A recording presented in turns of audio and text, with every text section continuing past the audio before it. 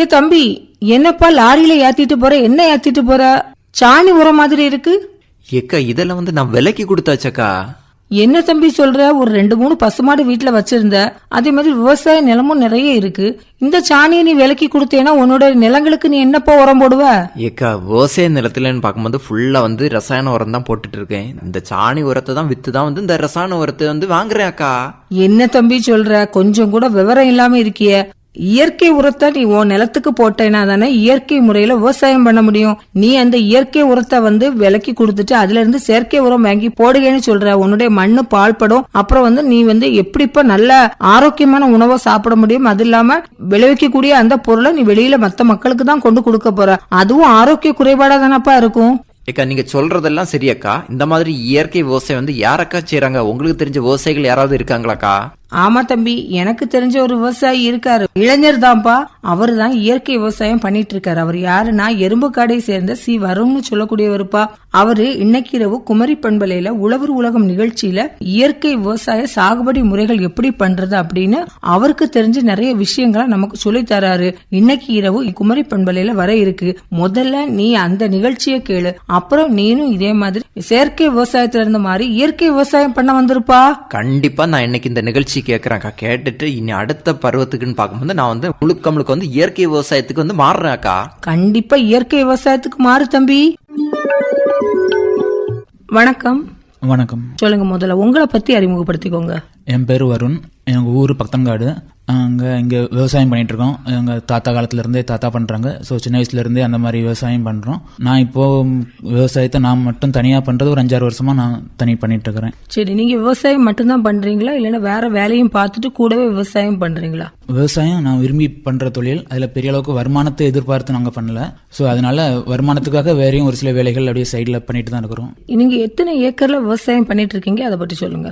2 ஏக்கர்ல விவசாயம் பண்றோம். தென்னை, வாழை முக்கியமா. அப்புறம் ஒரு சில இடங்கள்ல பலாமரம், மாமரம், அந்த மாதிரி மரங்களும் வளர்க்குறோம். பாக்கு, அதுல முக்கியமா தென்னை, வாழை. எங்க விவசாயம் பண்ணிட்டு இருக்கீங்க? எந்த இடத்துல விவசாயம் பண்ணிட்டு இருக்கீங்க? எங்களுக்கு 2 ஏக்கர்னா 2 ஏக்கர் ஒரே இடத்துல இல்ல.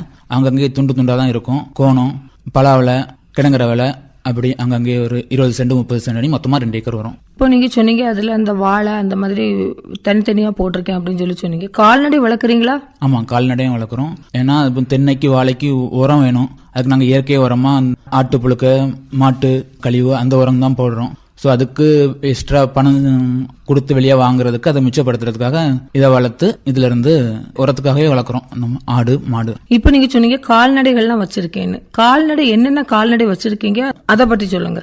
ஆடு, மாடு முன்னாடி வளர்த்துருந்தோம். இப்போ இல்ல, பார்க்க முடியாம விட்டுட்டோம். ஆடு ஒரு 10-15 ஆடு வளர்க்குறோம். கோழி எத்தனை வச்சிருக்கீங்க? கோழி ஒரு 50 கோழி நிற்கும். பசுமாடு இப்ப இல்ல உங்ககிட்ட? இப்ப இல்ல, சிரமமா இருந்துச்சுன்னு சொல்லி வித்துட்டோம். பசுமாடு நீ வாங்கி திருப்பி வளர்க்கணும்னு ஆசை இருக்கா? வாங்கி வளர்க்கணும்னு ஆசை தான். ஆனா இப்போதைக்கு முடியாது, அந்த வளர்க்குற சூழ்நிலை அமையல.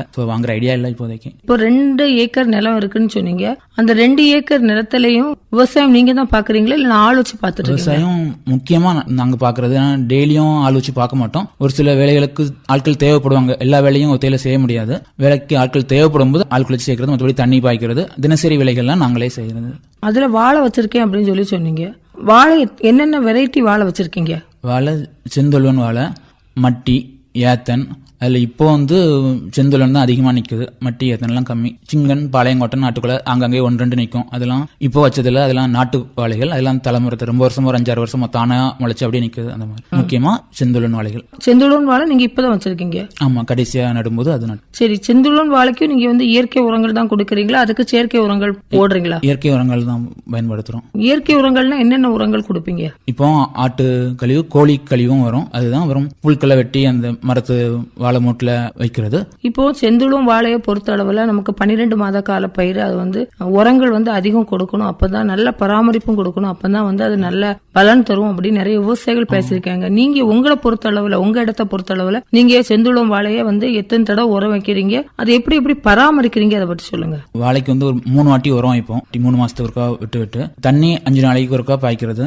மற்றபடி இந்த புல்கள் சின்ன வேலைகள் காய் வந்து ஆக்சுவலா அவங்க சொல்ற மாதிரி யூரியா பொட்டாசியம் போட்டோம்னா கொஞ்சம் கொலை கொஞ்சம் பெரிய கொலையா காய்க்கும். இது வந்து பெரிய அளவுக்கு இல்லாட்டாலும் ஓகே மீடியம் சைஸ் கொலையா இருக்கும், போதுங்கிற ஒரு திருப்தி. இயற்கை விவசாயம் பண்ணுங்கிறதுனால போடல, ஒரு நார்மலான கொலையா இருக்கும். இப்ப செந்துளம் கொலையை வந்து நீங்க வந்து இயற்கை முறையில விவசாயம் பண்றேன்னு சொன்னீங்க. இப்ப இதை வந்து விற்பனைக்கு அனுப்பும் போது நீங்க கேட்ட அமௌண்ட் உங்களுக்கு கிடைக்குதா? அது வந்து ஆர்கானிக் ஃபார்மிங் சொல்லி ரேட்டு மதிப்பு கூட்டி வர ஆரம்பிச்சிடுச்சு. ஆனா அந்த மாதிரி நாங்க விற்கல. ஆனா அந்த மாதிரி வித்தா நல்ல வருமானம் அந்த மாதிரி கேட்கறவங்களும் இருக்கிறாங்க. ஆனா எல்லா கொலையும் நாங்க அந்த மாதிரி விற்கல. ஒரு சிலர் தெரிஞ்சவங்க பக்கத்துல லோக்கல்ல உள்ளவங்க இந்த மாதிரி கேட்பாங்க, அவங்களுக்கு மட்டும் அந்த மதிப்பு கிடைக்கும். மத்தபடி நார்மல் ரேட்டுக்கு கொடுக்கறது தான். போக போக அந்த ஆர்கானிக் ரேட்டுக்கே கொடுக்கணும்னு ஐடியா வச்சிருக்கிறோம். வாழை வந்து எத்தனை ஏக்கர்ல போட்டிருக்கீங்க? அதான் மொத்தமா எங்களுக்கு வந்து அங்கங்கே ஒரு ஏக்கர் 1.5 ஏக்கருக்குள்ள இருக்கும். தென்னை எத்தனை வச்சிருக்கீங்க? தென்னை ஒரு 300 தென்னை மரம் நிக்கும். ஒரு ஏக்கருக்கு உள்ளாடி தான் வரும். ஒரு 300 மரம் வச்சிருக்கீங்க. ஆமா, தென்னை கொஞ்சம் ஓகி புயலோட கொஞ்சம் தென்னைகள் பாதிப்பு ஏற்பட்டுச்சு. தென்னை கொஞ்சம் கம்மியா தான் அந்த மாதிரி தான் இருக்கு. இப்போ நீங்க தென்னை வந்து வச்சிருக்கேன்னு சொன்னீங்க. தென்னைக்கு ஏதாவது ஸ்பெஷல் பராமரிப்பு அந்த மாதிரி ஏதாவது கொடுக்குறீங்களா? அதுக்கு என்னென்ன மாதிரியான உரங்கள் கொடுக்குறீங்க? அதனுடைய காய்ப்பு திறமை எல்லாம் எப்படி இருக்கு? தென்னைக்கு வந்து உரம் தான், அந்த இயற்கை உரங்கள் தான். தண்ணி பாய்க்கிறது 15 நாளைக்கு ஒரு வெள்ளம் பாய்ப்போம். காய்ப்பு வந்து மண்ணை பொறுத்து மாறுது. எங்களுக்கு ஒவ்வொரு துண்டும் ஒவ்வொரு நிலமும் ஒவ்வொரு இடத்துல இருக்கிறதுனால, இப்போ கோணத்துல இருக்க நிலம்லாம் எங்க தாத்தா அந்த காலத்துல வயலா இருந்த நிலங்கள், அங்கெல்லாம் வந்து அந்த மண் வளத்துக்கு நல்லா காய்க்குது. இங்க நம்ம பராமரிக்கணும், காய்க்குது, நல்லா காய்ச்சது. இந்த ஓகி புயலோட கொஞ்சம் பாதிப்பு ஏற்பட்டுச்சு, இப்போ கொஞ்சம் திரும்பிட்டு வருது, ஒரு பரவாயில்லாம காய்க்கும். கம்பேர் பண்ணும்போது அங்க வயல் நிலங்கள் எங்க தாத்தா போட்டு அந்த நிலங்களை விட இங்க கம்மியா தான் காய்க்கும். ஆனா இப்போ காய்க்குது ஓரளவு. அதுக்கு என்னென்ன மாதிரியான பராமரிப்பு கொடுக்குறீங்க? அதுக்கு நோய் வரும்போது மட்டும் அதுக்கு மருந்து வைக்கிற மாதிரி இருக்கும். வேர்கள்ல மரங்கள் மருந்து வைப்பாங்க, ஆட்கள் வந்து வைப்பாங்க. அது வச்சாலும் ஆனா அது நோய் வந்துடுச்சுன்னா அது வந்து கஷ்டம், திரும்புறது ரொம்ப சிரமமா தான் இருக்கு. அது வந்து இப்போ வெள்ளை நோய்கள் அப்படி மாறிட்டே வருது. இருந்தாலும் நோய்கள் வரும்போது அது சிரமம் தான். நம்ம 10 தென்னங்கன்னு நம்ம நட்டுனா அதுல 2-3 தென்னங்களை மரமாக்குறதே ரொம்ப சிரமமா தான் இருக்குது. பராமரிப்புங்கிறது மற்றபடி கருவண்டு வராம இருந்தா அதை தொலைச்சி எடுத்து அந்த டைம்ல அதுக்குள்ள மருந்து வைக்கிறது. மற்றபடி உரங்கள் தண்ணி அவ்வளவு, மற்றபடி தனி கவனிப்பு அப்படின்னு பெருசா இல்ல. இப்போ நீங்க சொன்னீங்க நோய் தாக்குதல் வருதுன்னு சொன்னீங்க. இந்த நோய் தாக்குதலுக்கு வந்து நீங்க வேளாண் அறிவியல் நிலையத்திலேயோ வேளாண்மை துறையிலயோ ஏதாவது ஆலோசனை கேக்குறீங்களா? எப்படி ஆலோசனை கேட்கல, அப்படி பெருசா எதுவும் கேட்கல. சொல்லுவாங்க, பெரியவங்க சொல்லுவாங்க, அவங்கள்ட்ட கேட்டு அந்த டைம்ல பண்றது. மற்றபடி அபிஷியலா அந்த மாதிரி எதுவும் பண்றதுல பெரியவங்க சொல்றதை கேட்டு பண்ணுவாங்க. சிலவங்க அவங்களே பண்ணி தந்துட்டு போவாங்க, அந்த மாதிரி தான். இப்போ வாழை சொன்னீங்க.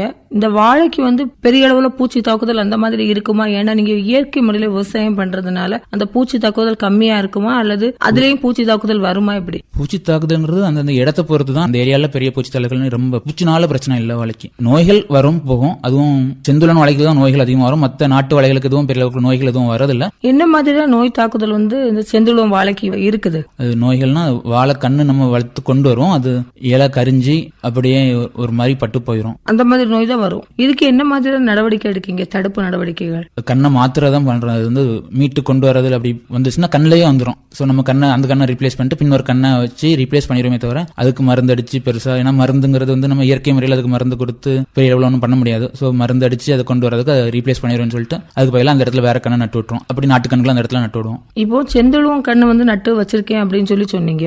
இப்போ வந்து அந்த கன்றுகள்லாம் எங்கேருந்து வாங்கி நட்டு இருக்குங்க? அது மார்க்கெட் திருநெல்வேலியில இருந்து வரும். இங்க வடசேரி அப்டா மார்க்கெட் சந்தையில இருந்து கொண்டு வருவாங்க. அவங்கள்ட்ட பேசி அவங்க மொத்தமா உரி தான் கொண்டு வந்தாங்க. கண்ணுக்கு மூடு மட்டும் இருக்கும், அதுல இருந்து புடைப்பான்னு வரும், அது மட்டும் இருக்கும். வள கண்ணாட்டு கிடைக்கல இந்த வாட்டி. லோக்கல்ல நம்ம தெரிஞ்சவங்கள்ட்ட இருப்பாங்கல்ல, அவங்கள்ட்ட இருந்து கேட்டு வச்சுப்போம். கடைசியா வாங்கும்போது நாங்க சந்தையில அப்டா மார்க்கெட்ல அங்க ஒருத்தவங்க திருநெல்வேலியில இருந்து கொண்டு வந்தாங்க, அவங்கள்ட்ட இருந்து வாங்கணும். அது பரவாயில்லையா? உங்களுக்கு நல்ல கண்ணா இருக்கா? இந்த வாட்டி வந்தது எல்லாமே நல்ல கண்ணா இருந்துச்சு. பெரிய அளவுக்கு எதுவும் இல்ல, ஒரு 10-15 கண்கள் தான் நாசமா போச்சு. மற்றபடி எல்லாமே நல்லா தான் இருந்துச்சு. ஒரு கண்ணு எவ்வளவு விலைக்கு நீங்க வாங்குனீங்க? கடைசியா ஒரு கண்ணுக்கு 10 ரூபா வச்சு வாங்கியிருந்தோம். இப்போ ஒரு தடவை உங்க இதுல வரக்கூடிய கண்ணு வந்து அடுத்த தடவை போடும்போது அதே கண்ணை நீங்க நடமாட்டீங்கல்ல, அது வேற ஆளுக்கு தானே கொடுப்பீங்க? வேற இடத்துல உள்ள கன்று தானே நீங்க இங்க வாங்கி நடுவீங்க? அது நமக்கு இடம் வேற வேற இடத்துல இருக்கிறதுனால நம்ம அங்க இருந்து மாத்தி மாத்தி ரீப்ளேஸ் பண்ணிப்போம். அப்படி நட்டாதான் நமக்கு வந்து கொஞ்சம் வாழை வந்து நல்ல செழிப்பா வளரும். செந்துளனை பொறுத்த வரைக்கும் அதே கண்ணில் அப்படி சிங்கன் கொலை பாளையங்கொட்டங்கள்லாம் இருக்கு. அது நம்ம எதுவுமே பண்ண தேவையில்ல. அது அந்த இடத்துல இருந்து வாழையடி வாழையா வளர்ந்துட்டு வந்துட்டே இருக்கும். பழைய கண்ணை வெட்டி விட்டா மட்டும் போது அந்த இடத்துல இருந்து உரியில இருந்து புடைச்சு வந்துடும். செந்துளன் கண்ணை பொறுத்த வரைக்கும் நம்ம அதே இடத்துல நட்டா ஒழுங்கா அடுத்த கொலை ஒழுங்கா போடாது. சோ அதை ரீப்ளேஸ் பண்ணிடும், ஒரு இடத்துல இருந்து அடுத்த இடத்துக்கு மாத்திரும். செந்துளன் வாழைக்கு வந்து கவனிப்பு முறைகள் அதிகம் கொடுக்கணும்ல, அப்போ அது வந்து எப்படி கவனிப்பு முறைகள் கொடுக்கறீங்க? உங்களுக்கு ஒரு செந்துளம் வாழைக்கு வந்து செலவு எவ்வளவு ஆகுது? செலவுன்னு கேட்டா நமக்கு கண்ணுக்கு ஆன செலவு, உரம் நமக்கு வந்துடும். சாணி உரம் தான் போடுறீங்க? சாணி உரம் ஆட்டாம்பழுக்க வரும். ஒரு சில நேரங்கள்ல வாங்குற மாதிரியும் இருக்கும், வெளியில இருந்து வாங்குற மாதிரி இருக்கும். அதுக்கு லோடுக்கு 10,000 ரூபாய். அப்புறம் அந்த வேலைக்கூலி அந்த டைம்ல நம்ம ஒத்தையில செய்ய முடியாது, ஆள் வச்சுதான் பார்ப்போம். அப்போ அந்த டைம்ல உள்ள வேலைக்கூலிகள் அந்த மாதிரி தான் செலவு. அது செலவு ஒரு கண்ணுக்குனி பார்க்கும்போது 50 ரூபாய் வரும். அது கரெக்டா மொத்தமா நம்ம போக்குறதுனால கண்ணுக்குனி கரெக்டா சொல்ல தெரியல. அது அந்த டைம்ல ஒரு லோடுக்கு 10 ரூபாய். அப்புறம் வேலைக்கூலி ஒரு 5,000 ரூபாய் ஆகும். இடங்கள் மாறி மாறி ஒரு நேரத்துல ஒரு 15,000 20,000 செலவு வர மாதிரி இருக்கும். அப்படி 3 வாட்டி போடுவீங்க?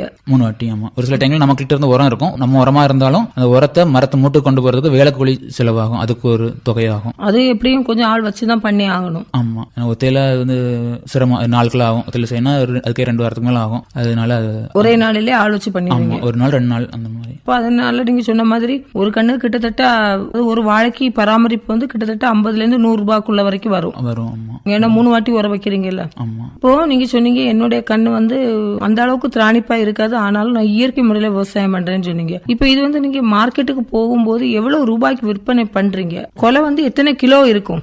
ஏன்னா இயற்கை முறையில பண்றதுனால நம்ம வெயிட் வந்து கம்மியா தான் இருக்கும், அந்த காயும் வந்து கொஞ்சம் திராணிப்பு குறைவா தான் இருக்கும்னு சொன்னீங்க. குறைவானா ரொம்ப ஒன்னும் குறைவா இருக்காது. அதாவது மத்தவங்களை கம்பேர் பண்ணும்போது எல்லா கண்ணுகளும் குறைவா இருக்காது. நம்ம மண் வளத்தை பொறுத்து அது ஒரு சில இடத்துல அவங்க உரம் போட்டு வளர்க்கறத விட அதிகமாவும் ஒரு சில கொலைகள் இருக்கும் கணங்கள். ஒரு சில இடத்துல கம்மியா 5 கிலோல இருந்து கொலை கண்ணுகள் இருக்கும், 10 கிலோ வரைக்கும் கண்ணுகள், 10 கிலோ இதுலயும் கொலைகள் கிடைக்கும், 5 கிலோ கொலைகளையும் கிடைக்கும், 3 சீப்பு அடுக்கிற மாதிரியும் கொலைகள் இருக்கும், 10 சீப்பு அடுக்கிற மாதிரியும் கொலைகள் இருக்கும். மண் வளத்தை பொறுத்து மாறுமே தவிர இயற்கை பண்றதுனால ரொம்ப ஒன்னும் அப்படி சின்னதாலாம் இருக்காது. கரெக்டா பண்றதுனால உரம், ஏன்னா உரம் போடாம இல்ல 3 வாட்டி உரம் போடுறோம். சப்போஸ் அந்த இடத்துல ஒரு வாட்டியோ உரம் போட்டா கண்ணு வந்து அதோட சின்னதா இருக்கும். 3 வாட்டி உரம் போடுறதுனால நமக்கு என்னன்னா யூரியா பொட்டாசியம் அந்த மாதிரி உரங்கள் போடும்போது அவங்களுக்கு வேலை கோழி கம்மி, பைசா கம்மியா செலவாகும். நம்ம வந்து 3 வாட்டி உரம் போடுறதுனால கொலை வந்து ரொம்பலாம் ஒன்னும் சின்னதா அதே மாதிரி தான் இருக்கும். அதாவது இயற்கையா நாங்க சாணி உரமும் போட்டு யூரியாவும் போட்டா இதை விட கொஞ்சம் பெருசா இருக்குமே தவிர அங்க இயற்கை உரங்களே நிறைய போடுறதுனால ரொம்பலாம் ஒன்னும் சிறுசா இருக்காது, நார்மலா இருக்கும். இப்போ வந்து எத்தனை கிலோ கிடைக்கும் ஒரு கொலையில நார்மலா பாக்கும்போது? நார்மலானா நமக்கு வந்து சராசரியா 8 கிலோ, அதோட சிறிய கொலைகளும் இருக்கும், 10-12 கிலோ அந்த மாதிரி கொலைகளும், பெரிய கொலைகளும் இருக்கும். அந்த மண் வளத்தை பொறுத்து, அது எடுக்கக்கூடிய உரத்தை பொறுத்தும் அந்த இடத்தை பொறுத்து இருக்கும்னு சொன்னீங்க. நமக்கு செந்துள வாழையை பொறுத்த அளவுல சந்தை வாய்ப்பு அதிகமா இருக்குல்ல, ஒரு கிலோவுக்கு எவ்வளவு ரூபாய் வச்சு நீங்க விற்பனை பண்றீங்க? கிலோவுக்கு அது வந்து நமக்கு மாதம் ரேட்டு மாறும். பொதுவா ஆவணி மாசம் வித்தா நல்ல ரேட் இருக்கும்னு சொல்லி அந்த டைம்ல கொலை போடுற மாதிரி தான் கண்ணு நடுவோம். அது நமக்கு கொஞ்சம் கண்ணு நோய் அடிக்கிறோம், மாத்துவோம், அப்படி இப்படின்னு கொஞ்சம் முன்ன பின்ன தான் வரும். கிலோக்கு 100 ரூபாய் விற்கிற காலங்களும் இருக்கு, 50 ரூபாய் விற்கிற காலங்களும் இருக்கு. 100 ரூபாய்க்கு வித்திருக்கோம். ஒரு வாட்டி மட்டி கொலை ஒரு வாட்டி வச்சிருந்தோம். அப்பெல்லாம் மட்டி கண்ணு எல்லாமே நிறைய கண்ணு 10 கிலோ 10-12 கிலோ சைஸ்ல நிறைய மேக்சிமம் வளர்ந்துச்சு. கிலோ 100-125 ரூபாய் வரைக்கும் வித்துச்சு. அந்த மாதிரியும் வித்துச்சு. 50 ரூபாய்க்கு வச்சு 30 ரூபாய்க்கு வித்த காலங்களும் இருக்கு. 30 ரூபாய்க்கு. அந்த சீசனை பொறுத்து உங்களுக்கு வந்து ரேட் வந்து மாறிட்டே இருக்கும். நம்ம அது கணிக்க முடியாது, தெரிந்தால விளக்கூடும் எங்கேயாவது புயல் அந்த மாதிரி ஏதாவது அழிவுகள் பாண்டியில இருந்து கொலை வரதை பொறுத்து நமக்கு பாண்டியில இருந்து ஒரு சில டைம்ல கொலைகள் வராது ரொம்ப. அப்போ இங்க உங்களுக்கு டிமாண்ட் இருக்கும். அங்க இருந்து ஒரு சில நம்ம வரணும் எதிர்பார்க்க மாட்டோம், நிறைய கொலைகள் வந்து இறங்கி இருக்கும். அப்போ நம்ம நினைச்ச வேலை கிடைக்காது. இந்த மாதிரி தான் உங்களுக்கு அந்த ரேட் வந்து அப்படி பிக்சட் ஆட்டு வராது, அந்த ரேட் வந்து வேரி ஆயிட்டு இருக்கும். இதை தவிர நீங்க வேற என்னெல்லாம் போட்டிருக்கீங்க? வாழை தென்னை தவிர வேற என்னெல்லாம் போட்டிருக்கீங்க? காய்கறி செடி அந்த மாதிரி வச்சிருக்கீங்களா? காய்கறி செடிகள் பெருசா இல்ல, சும்மா வீட்டு தோட்டத்துல சும்மா கத்திரிக்காய் அந்த மாதிரி நட்டுறதுதான். மற்றபடி தோட்டத்துல இது ஏன்னா புல் வளர்ப்போம் ஆட்டுக்கு. இந்த இடத்துல வேற எதுவும் வளர்க்க இடம் நமக்கு இல்ல. பழமரம் என்னெல்லாம் வச்சிருக்கீங்க? பெரிய அளவுல இல்ல, நமக்கு பலாமரம், மாமரம், அங்கங்கே பப்பாளி, பாஞ்சி மரம் அந்த மாதிரி. அது பெரிய அளவுல இல்ல, அங்கங்கே 2 மரங்கள் 3 மரங்கள் 4 மரங்கள் அப்படி இருக்கும். அதெல்லாம் பெருசா பராமரிப்பு கொடுக்க தேவையில்லை. அதுக்கு பராமரிப்பு தேவையில்லை, அதுக்கு மழை தண்ணி மட்டும்தான். நமக்கு பப்பாளிக்கு தண்ணி பாய்ப்போம், தண்ணி ரொம்ப இல்ல, லைட்டா வாய்ப்பு கிடைச்சதை பொறுத்து. மற்றபடி மாமரம் பலாமரங்கள்லாம் மழை வெள்ளம் தான், அதுக்கு நம்ம அதுக்கு எதுவும் பண்றது இல்ல. ஆனா எல்லாமே நீங்க இயற்கை முறையில தான் விவசாயம் பண்றீங்க. ஆமா. மற்ற செயற்கை உரங்கள் எதுவுமே பயன்படுத்துறது இல்ல. நோய் வரும்போது மட்டும் தவிர்க்க முடியாம தென்னை மரங்களுக்கு ஒரு சில நேரங்கள்ல அந்த மருந்து வைக்கிறது, மற்றபடி வாழைக்கு அந்த மருந்தும் வைக்க மாட்டோம், வாழையை மாத்திரும். மற்றபடி முழுக்க இயற்கை உரங்கள். சரி, இப்போ இயற்கை விவசாயம் தான் பண்ணணும், இயற்கை உரங்கள் தான் கொடுக்கணும் அப்படிங்கிற ஒரு ஆர்வம் வந்து உங்களுக்கு எப்படி வந்துச்சு? தெரியல, அது நம்ம படிக்கிறது, நம்ம கேட்கிற செய்திகள், ஒருத்தங்க சொல்றது, நமக்கு தெரிஞ்சவங்க யாராவது சொல்லுவாங்க அது செயற்கை உரம் நல்லது இல்ல அப்படிம்பாங்க. இயற்கை உரத்தினால உணவு செயற்கைனா அதுல மருந்து விஷம் அப்படிங்கிற மாதிரி எல்லாம் சொல்லுவாங்க. அது நம்ம அங்கங்கே ஒருத்தட்டையும் பேசுறது கேட்கறது வச்சு அது ஆட்டோமேட்டிக்கா வந்ததுதான். அப்படி வந்துச்சுன்னு எனக்கு குறிப்பிட்டு சொல்ல சொல்ல தெரியல. ஆனா நீங்க மார்க்கெட்ல போகும்போது செயற்கை உரங்கள் போட்ட வாழையும் இயற்கை உரங்கள் போட்ட வாழையும் எல்லாம் ஒன்னா கலத்தி தான் நீங்க விற்பனைக்கு அனுப்புறீங்க. அதுக்குன்னு உங்களுக்குள்ள வாழைன்னு தனியாட்ட அது கிரியேட் பண்ணி தர மாட்டாங்க. அது நம்ம ஊர்ல அப்படி பெருசா இன்னும் வரல. ஒரு சில இடங்கள் இப்போ ஆர்கானிக் ஃபார்மிங் சொல்லி ப்ரோமோட் பண்ணிட்டு பண்றாங்க, கவர்மெண்ட் நிறைய ப்ரோமோட் பண்றாங்க. பட் நம்ம ஏரியாவுக்கு ஸ்பெசிஃபிக்கா அந்த மாதிரி பெரிய அளவுக்கு வரல. ஆனா கேட்கறவங்க இருக்கிறாங்க, கேட்கறவங்களுக்கு நம்ம கொடுப்போம். மற்றபடி சந்தைக்கு நம்ம போகும்போது சந்தையில் அந்த மாதிரி அப்படி பெரிய அளவுல யாரும் விற்கல. சோ அது மிக்ஸ் ஆகி தான் பண்றோம். அதாவது செயற்கை உரங்கள் போடாம நான் இயற்கை உரங்கள் தான் போட்டு பண்றேன். இப்போ இயற்கை உரங்கள் போட்டு விவசாயம் பண்றதுனால என்னென்ன நன்மைகள் இருக்கு நமக்கு? நன்மைகள்னா அந்த பழத்துல இருக்கிற விஷம் இல்லாத ஒரு உணவு, இயற்கையான உணவு. அதுல இப்போ செயற்கை கிரீன் ரெவல்யூஷன் சொல்லி நமக்கு செயற்கை உரங்கள் நிறைய அறிமுகப்படுத்தினாங்க. ஆனா இப்போ அதுல செயற்கை உரங்கள் போட்டா அதுல நல்லது இல்ல, அதுல கெடுதல் இருக்கு, விஷம் இருக்கு, அதுல சத்து இல்ல அப்படிங்கிற மாதிரி நிறைய செய்திகள் வருது. அது எந்த அளவுக்கு உண்மைத்தன்மை நமக்கு தெரியாட்டாலும் நிறைய செய்திகள் வருது. ஆனா இயற்கை உரங்கள்னா நமக்கு ஒரு திருப்தி, ஒரு மன திருப்தி. இது வந்து இயற்கையானது, இது உணவு தான், இதுல எந்த ஒரு கெமிக்கலும் இல்ல அப்படிங்கிற ஒரு மன திருப்தி. அதனால இயற்கை முறையில விவசாயம் பண்றீங்க. பண்றோம். ஆமா. ஏன்னா நமக்கு சாப்பிடும்போது நம்ம கெமிக்கல் சாப்பிடுறோம் அப்படிங்கிற ஒரு உணர்ச்சி இருக்காது. பழங்கள் நம்ம நல்ல உணவு தான் திங்குறோம் அப்படிங்கிற ஒரு நம்பிக்கை குழந்தைகளுக்கு கொடுப்போம். சோ அதையே அடுத்தவங்களுக்கும் கொடுக்கறோம் அப்படிங்கிற ஒரு இது. நீங்க என்ன படிச்சிருக்கீங்க? நான் பிஇ படிச்சிருக்கேன். பிஇ படிச்சுட்டு விவசாயமும் வேற என்ன தொழில் பண்ணிட்டு இருக்கீங்க? வேற தொழில்னா இங்க கடைகள்ல வேலைக்கு போறது, சில கடைகள் வச்சிருக்கிறோம், இங்க துணி கடை வச்சிருக்கிறோம். மற்றபடி வேலைகளை தான் சும்மா ஆபீஸ்ல வேலைகளுக்கு சின்ன சின்ன 1 வருஷம் 2 வருஷம் வேலை பார்த்தேன். இப்போதைக்கு வேற வேலைகள் இல்லை. இப்போதைக்கு துணி கடை ஒன்று ஆரம்பிக்கிறோம். ஆனா எப்பவுமே விவசாயத்தை விடுறது இல்லை. காலையில எழும்பி விவசாயத்துக்குள்ள வேலைகளை முடிச்சுக்கிட்டு அப்புறம் வேலைக்கு போயிட்டு விவசாயம் ஒரு பிடித்து பண்ணது. வீட்டுல அப்பாவுக்கு எதிர்ப்பு தான், விவசாயத்தை முழு நேரம் பண்ண விடல. சோ அதனால வேலைக்கு போய் தான் ஆகணும் அப்படின்னு சொல்லிட்டு வேலைக்கும் போறோம். விவசாயத்தை கூட எனக்கு விருப்பம் இல்லாததுனால விவசாயமும் பண்ணி. அதாவது இன்னைக்குள்ள காலத்துல வந்து இளைஞர்கள் வந்து விவசாயத்துக்குள்ள வர்றதே ரொம்ப கம்மி தான்.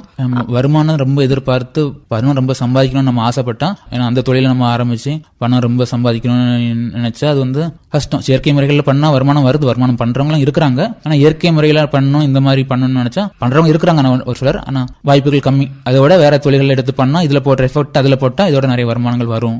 ஆனாலும் விவசாயத்தையும் விடக்கூடாது, அப்படிதானே? விவசாயத்தையும் பண்ணணும். நம்ம இவ்வளவுதான் வேலை பார்த்தாலும் நம்ம உணவு உண்டாதான் நமக்கு வந்து அந்த வேலை பார்க்கறதுக்கே உள்ள ஸ்ட்ரென்த் கிடைக்கும். அதனால நம்ம வந்து விவசாயத்தையும் பண்ணிட்டு மற்ற வேலைகளையும் பார்க்கலாம், சைடாட்டும் பண்ணலாமே. ஆமா, விவசாயத்துல விடக்கூடாது. இன்னைக்கு நம்ம விடலன்னு சொல்லலாம். ஆர்கானிக் ப்ராடக்ட்ஸ் எல்லாம் ரொம்ப வந்து என்கரேஜ் பண்றாங்க. நோய்களும் புது புது நோய்களும் நிறைய வருது. எப்படியும் அடுத்த தலைமுறைகளுக்கு போகும்போது இந்த உணவோட மதிப்பு, ஆர்கானிக் ஃபார்மிங்கோட மதிப்பு வந்து கூடும். ஏன்னா எல்லாமே நோயின்னு நாட்டுல கூடுறதுனால விவசாயத்துக்கும் ஒரு மதிப்பு வரும். இன்னைக்கு இல்லாட்டாலும் நாளைக்கு கண்டிப்பா இந்த விவசாயம், இயற்கை விவசாயத்துக்கோட மதிப்பு மற்ற தொழில்கள் இருக்கிறது இல்லாத வருமானம் வரும். சோ விட்டுறக்கூடாது, ஏன்னா அடுத்த தலைமுறை பாதிக்கும். அதாவது நீங்க ஒரு இளைஞரா இருக்கீங்க, பிஇ படிச்சிருக்கீங்க, எவ்வளவுதான் வேலைகள் பார்த்தாலும் அந்த விவசாயத்துல இருக்க திருப்தி மற்ற வேலைகள்ல இல்லைன்னு சொல்றீங்க. வீட்டுல எவ்வளவு எதிர்ப்பு இருந்தாலும் அந்த விவசாயத்தை விடக்கூடாது. அது மட்டும் இல்லாம அது இயற்கை முறையிலேயே நான் விவசாயம் பண்றேன் அப்படின்னு சொன்னீங்க. இன்னைக்குள்ள காலகட்டத்துல நிறைய பேர் இயற்கை விவசாயம் பண்றது வந்து குறைவுதான். அதுலயும் நீங்க இயற்கை முறையில விவசாயம் பண்றீங்க. செயற்கை உரங்கள் எடுக்கக்கூடாது, அதனால நமக்கு நிறைய நோய் பாதிப்புகள் இருக்கு அப்படின்னு நிறைய நல்ல பல விஷயங்களை நீங்க சொன்னீங்க. உண்மையிலே உங்களுடைய அனுபவத்தை குமரி பண்பலையில் நிறைய பேர் கேட்டுக்கிட்டு இருப்பாங்க. கண்டிப்பா அவங்களுக்கு பயனுள்ள வகையில் அமையும் அப்படிங்கிற நம்பிக்கையோட இன்னைக்கு உங்ககிட்ட இருந்து விடைபெற்றுக் கொள்கிறோம். ரொம்ப நன்றி. நன்றி. இதுவரை இயற்கை விவசாய சாகுபடி முறைகள் நேர்முகத்தில் பங்கேற்றவர் எறும்புகாடு சி. வருண் அவர்கள். உடன் உரையாடியவர் ரதி அருண்குமார்.